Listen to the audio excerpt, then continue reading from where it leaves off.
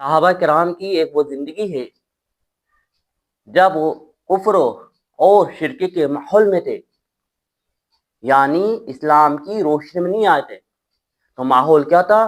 کفر کا تھا، شرک کا اندھیرا تھا، جس کی بنا پر ایک دوسرے کی جانوں کے پیاسے تھے، ایک دوسرے کی گردنیں کاٹ دیا کرتے تھے، ایک دوسرے سے پیسہ اور مال چھینیا کرتے تھے۔ لیکن جیسے ہی اسلام کے اندر داخل ہوئے، کلمہ پڑھا، ایمان والے بنے، مسلمان بنے، ایسی ہمدردی پیدا ہوئی، ایسی ہمدردی پیدا ہو گئی کہ ایک دوسرے کے لیے فاقہ کرنے والے بنے، بھوکا رہنے والے بنے، ایک دوسرے کے لیے جانیں قربان کر دی۔ ہاں، لیکن اپنے بھائی سے پہلے پانی نہیں پیا۔ ایک صحابی اللہ کے نبی محمد صلی اللہ علیہ وسلم خدمت حاضر ہوئے اور اپنی بھوک اور پریشانی کی حالت کی اطلاع دی۔ اللہ کے نبی محمد صلی اللہ علیہ وسلم نے اپنے گھر ایک آدمی بھیجا، لیکن وہاں کچھ نہیں ملا۔ اللہ کے نبی محمد صلی اللہ علیہ وسلم نے فرمایا، کوئی شخص ہے جو ان کی ایک رات کی مہمانی قبول کرے۔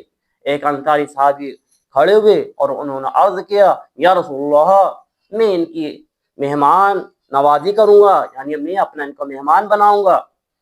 اور وہ صحابی ان کو اپنے گھر لے گئے اور بیوی سے جا کر کہا، یا اللہ کے نبی محمد صلی اللہ علیہ وسلم کے مہمان ہیں، ان کے اکرام میں کوئی کمی نہ کرنا اور کوئی کسر مت چھوڑنا اور ان سے کوئی چیز چھپا کر مت رکھنا۔ بیوی نے کہا، اللہ کی قسم، بچوں کے لیے تھوڑا سا کچھ رکھا ہے، گھر میں کچھ موجود ہی نہیں اس کے علاوہ۔ ان صحابی نے کہا، بچوں کو بہلا کر سلا دے رہے، اور جب بچے سو جاویں کھانا لے کر مہمان کے ساتھ بیٹھ جاویں گے، اور تو چراغ درست کرنے کی بہانے سے اٹھ کر چراغ کو بجھا دینا۔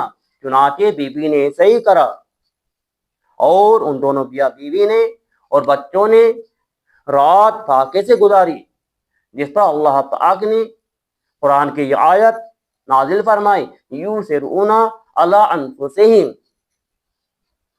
اور ترجیح دیتی ہیں اپنی جانوں پر اگرچہ ان پر فاقہ ہی ہو۔ اللہ کے نبی محمد صلی اللہ علیہ وسلم نے ایسا بنایا، صحابہ کرام نے ایسا بنا دیا کہ آپ بھوکے رہنے والے بن گئے، فاقہ کرنے والے بن گئے۔ یہ ہے وہ اسلام کی روشنی، یہ ہے وہ ایمان کی روشنی، یہ ہے وہ ایمان کا فریضہ، یہ ہے مسلمانی شان، جو اپنے آپ کو بھوکا رکھے لیکن اپنے بھائی کی ضرورتوں کو پورا کریں گے انشاءاللہ ہم بھی ایسی بن کے دکھائیں گے۔